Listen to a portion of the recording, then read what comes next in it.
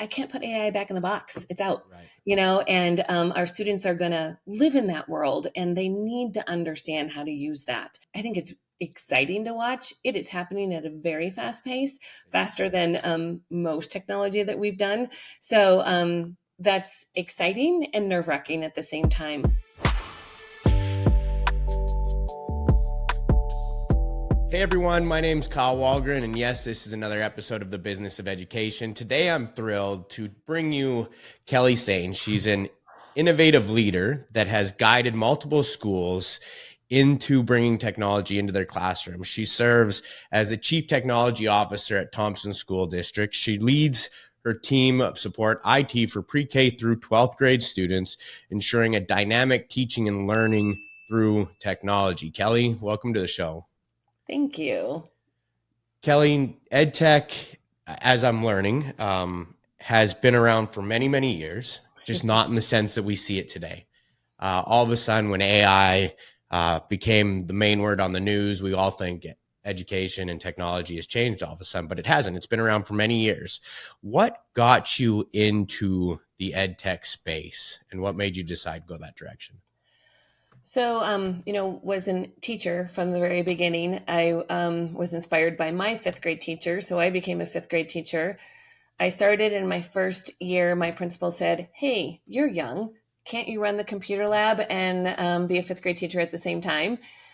So I ended up doing a lot of different things with technology. I quickly learned that my students loved technology and would work harder when they used technology to do all of their projects and their learning. So I pursued a master's degree in EdTech, have been involved in, a director of educational technology and now a chief technology officer.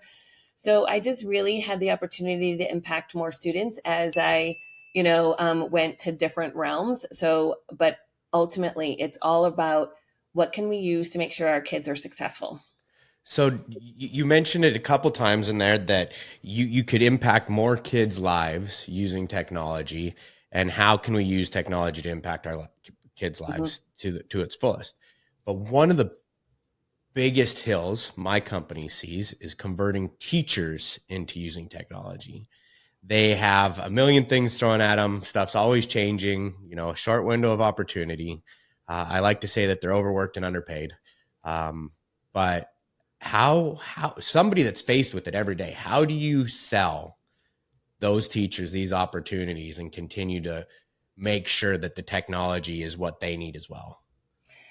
So I think sometimes you can, always have to find your innovators. So whoever are your teachers who are excited about technology, you got to figure out ways to elevate them and put them in front of other teachers. I would also say you use students. Students are amazing and can really say, hey, this is something that I created. This is why I love using AI. This is why I like to, we have a lot of students who are interns and apprentices. This is why I like fixing technology. So that's the important piece. The other piece is just to start with the why. I mean, our kids, our kindergarten kids right now are living in a world of AI. I mean, Lord knows what it's going to be like in 2036 when they graduate. So we have to make sure that we are doing whatever we need to do to have those children be successful in this digitally connected world. So if that's our goal, to make sure that they're college and career ready, then we have to do that. No, that makes sense. The reason I do these podcasts is because I jumped into technology without any background in it. I jumped into education technology with no background in it. I was a father that was going through COVID with 4 kids, and I grew up being a non-reader. And I knew the challenges that I had, going through my life and career, right from like being bullied in the classroom to dropping out of school to spending time in jail, because I think it all circled back to my inability to understand certain things around reading. And being a dad, I wasn't going to let my kids go through that. So I wanted to make sure that they had an opportunity to be great readers. And I thought this was 2020 when it happened. I thought that the technology would have existed. What I found out was there was great technologies that were around, but none of them really supported the parent in being involved in that journey. And as a non-reader, I felt like that, you need a village, and I think you'd probably agree with me, to make sure that everybody reads and they're continuing to read. And, but a big portion of our families today read below grade level, and that's a reality. So we decided to focus on, I tell you all this because we decided to focus on K4 on our journey is where to start.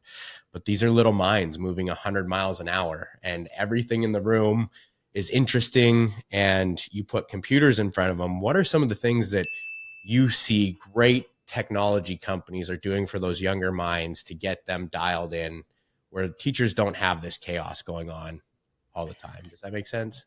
Yes, it does. And yes, I mean, our kids are easily distracted, and screens could be a part of that distraction.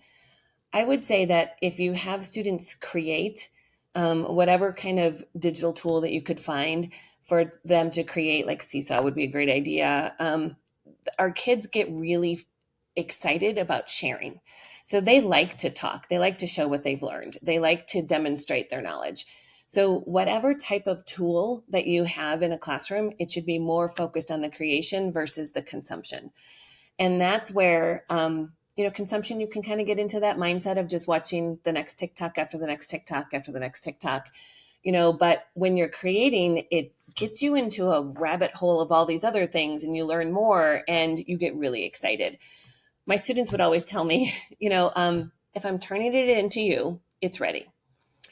If I'm publishing it on the website, I need to work a little bit longer. And I'm like, tell me more about that.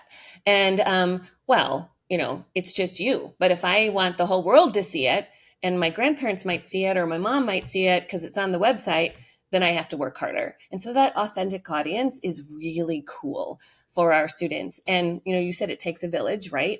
So sometimes some of our families are far apart. So if they're creating something and they're sharing it with other members of the family, I mean, you bring in everybody into your learning journey, and that's pretty amazing.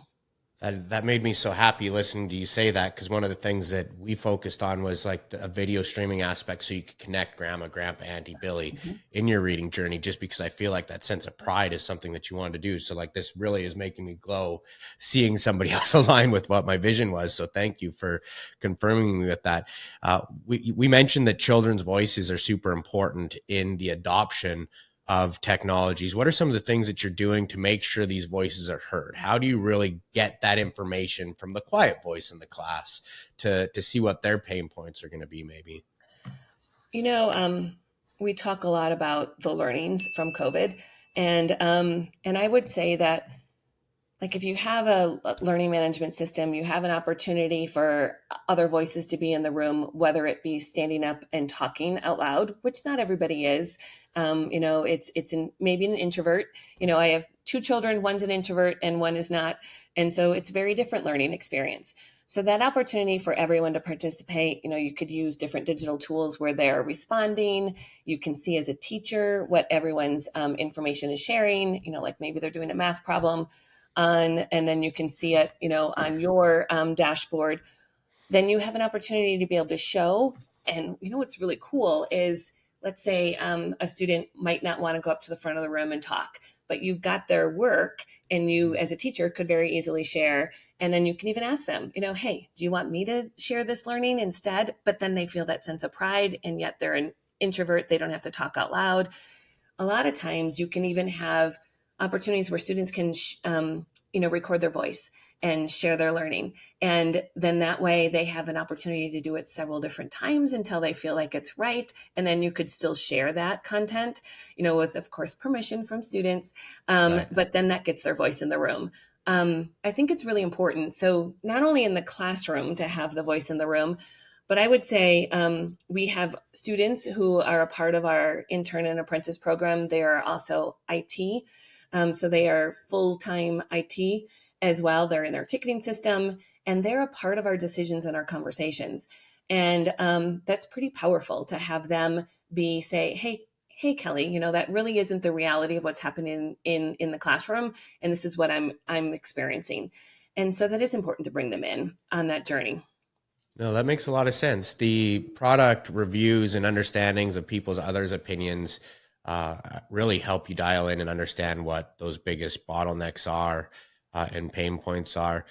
When you find two questions. So a lot of our audience is ed tech founders that are, wanting to learn more on how to build better products for school. And that's another reason why I do this. I've been super blessed. Shaquille O'Neal's one of our partners in this company. So we've had the doors open tremendously for us, maybe a lot easier than a lot of people that can make an impact for us. So my goal was to like expand my network and ask the questions that keep me up at night, but also maybe ask the questions that keep them up at night, from the people that are making these decisions, like yourself. When a new ed tech company or a new technology is presented to you, what are some of the vetting things that you guys would go through to decide if a product's worth trying to implement? How do you review it? What are some of these challenges? Because you guys get a million opportunities a day, right? How do you vet those and make sure they're worth spending time on? So again, my first piece is, what's the purpose of the tool, right? So is it consumption based or creation based? And then I would also say interoperability is really important. So onboarding new tools takes a lot of time Mm-hmm. and energy. So how do we make sure that it works all within our systems?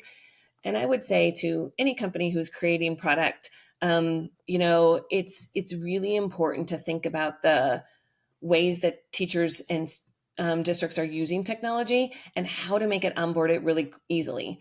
I would also say that we're in a very different mindset this year than when I first started, teaching many, many years ago. About security and data Right. and privacy. That's really important. And, back in the day when I used to go around and install software with a floppy disk, it's a very different mindset right now. And so we have to protect our student data and understand how to be safe and secure. So that's something that's really important to us as well. We never onboard anything unless we have our learning side of the house with us. So I work with the math teachers, the curriculum directors, and then of course regular teachers to make sure that they all see the positivity of whatever tool we're bringing in, because there's 1,000 tools that do the same thing. Right. So which one is the one that's going to fit your culture? How easily is it going to be adopted? Is it more of a creation based or consumption based? Those are all the biggest questions that I ask. No, that makes a lot of sense. The security thing is something that we're learning in real time. Where one of our biggest customers is New York City Department of Education, and one of the standard products or processes of implementation, rostering, and security was Clever. Ultimately, I'm sure you're familiar with it. But now we're seeing, even companies like Clever being phased out a little bit when they're going to like the bigger, more trusted sources. We just actually, IBM is now rolled out a new rostering system that we're having to implement. So we are seeing the security side of things be really important.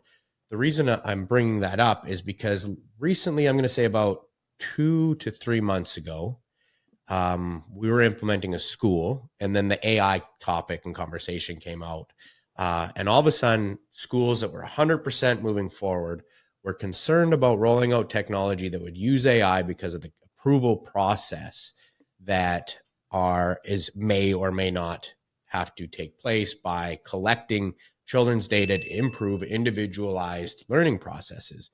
Is that a challenge that you're seeing? And if it is, how are you approaching it? So, generative AI, yes, it's huge right now, but I would say we've had versions of computer machine learning helping us for a very long time. And sometimes I think we've forgotten that. Siri tells me a suggestion. Google gives me information all the time. So to me, it's just really how we're using our data and how are we securing our data is the most important part. Because I can't put AI back in the box. It's out, Right. and our students are going to live in that world and they need to understand how to use that. So I think it's exciting to watch. It is happening at a very fast pace, It is. faster than most technology that we've done. So that's exciting and nerve wracking at the same time. To me, we have Colorado has a data privacy law. So we have a student data privacy addendum that all of our companies have to follow, and it's pretty secure. And, and then we're verifying, like if they have a breach, they have to contact us. And then if we ever stop with you, you have to prove that you have gotten rid of the data. And then you give us a certification that you have so Uh, that we are protecting students. And that's kind of the where I would like to see us go. And it would be really awesome if we could have a data privacy addendum that would be consistent across, because I'm sure as a vendor, each California has theirs, Colorado has theirs, everyone has different kind of pieces built into that. So it would be really wonderful for that interoperability. And then how are we securing data for all of our students to be consistent? no, that makes a lot of sense. The you'd said you touched on AI and how it's been around for a long time. A lot of people don't realize, and machine learning specifically. I like to say that AI is a dirty word because people really don't understand. All of a sudden, it's in the news because of Chat GDP. But in reality, Netflix is a form of AI and how it suggests TV shows to you. And nobody really ever questioned the information that they're putting into Netflix when their kids were picking their TV shows. But ultimately, the majority use case today, the way people are trying to use it for customizable learning plans for the individual, is ultimately the same technology. Mm-hmm.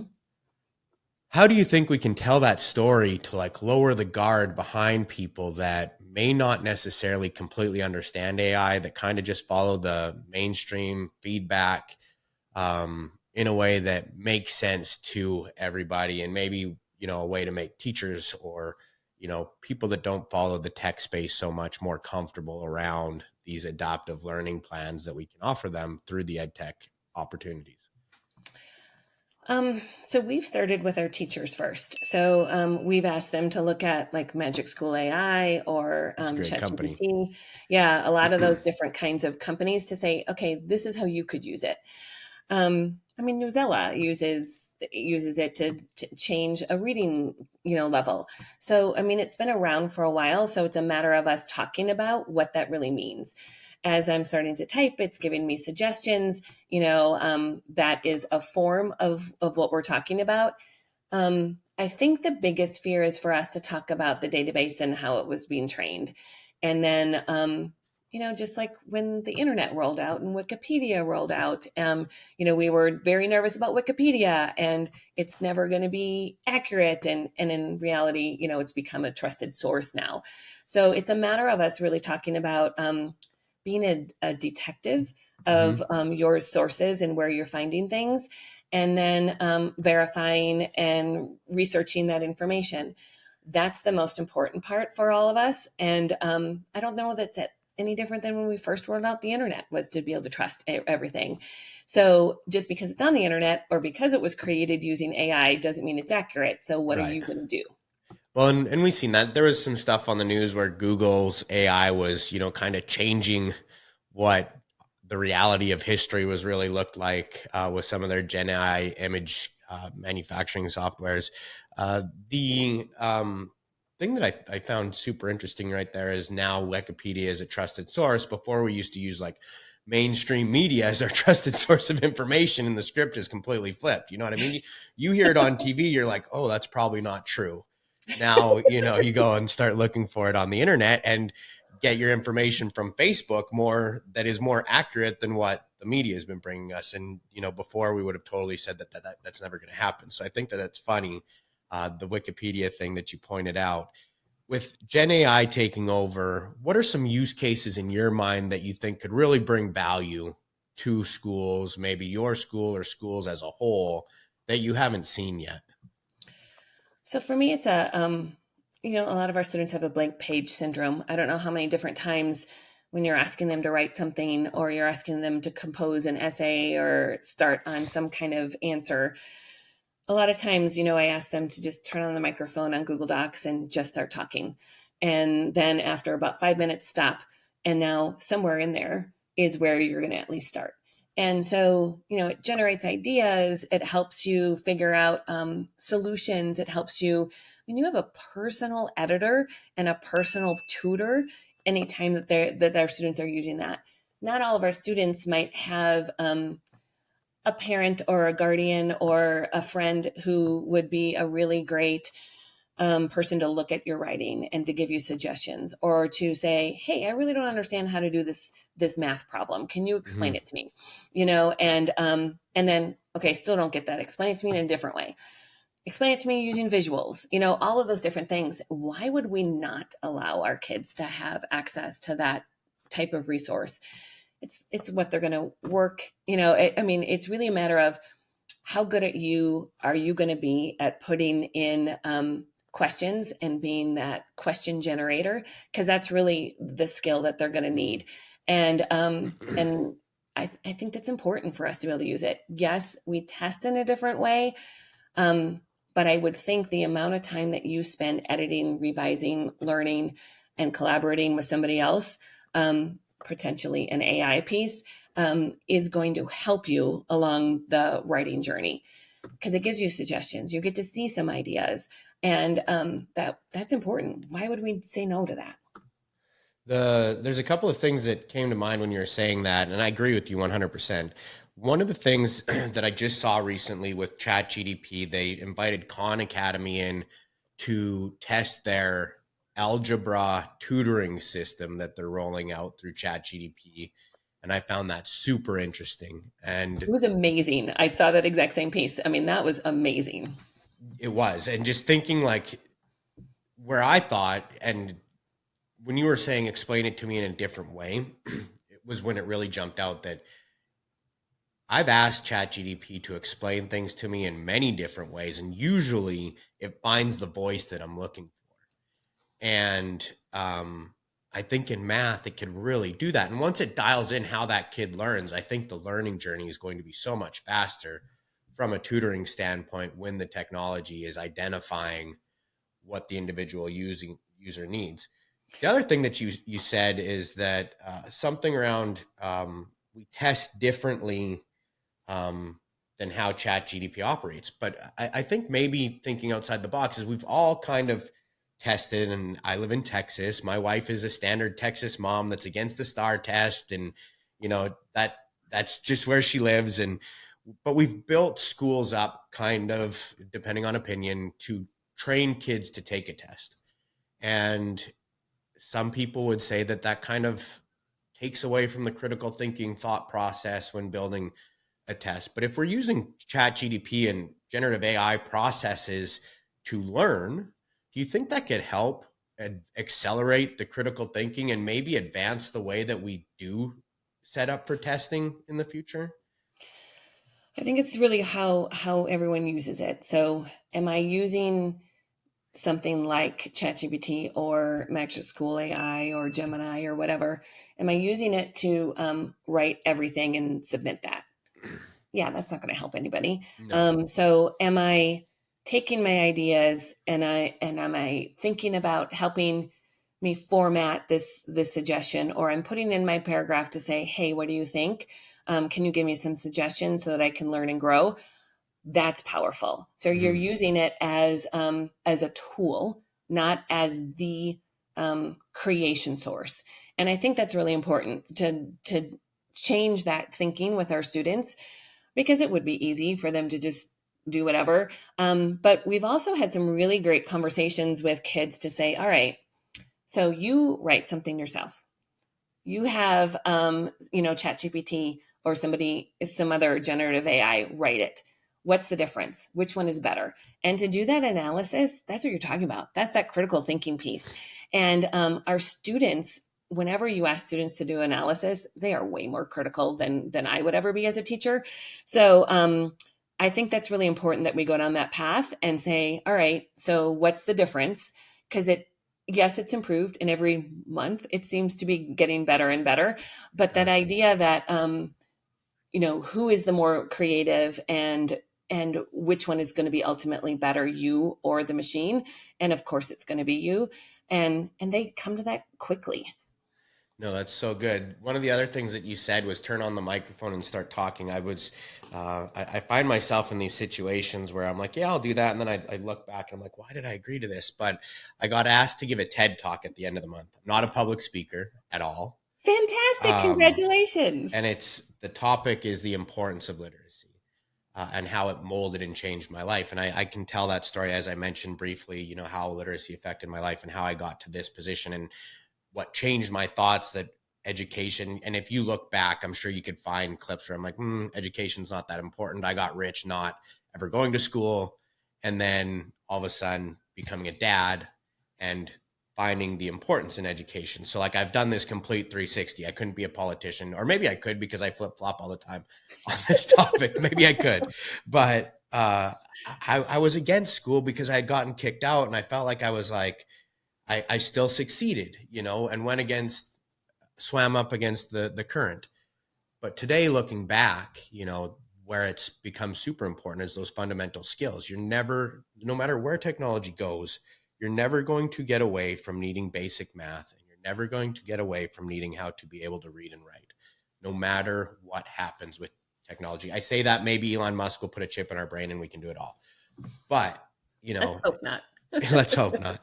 But in my opinion, it's something we're never going to get away from. And now I've dedicated my career to this. One of the things that has been special for me is being able to reach out to people like yourself, Kelly, and get you to come and have a conversation with me to help me learn, to help spread the information that you know to people that are asking the same questions. So my network has been able to accelerate my path and my career dramatically.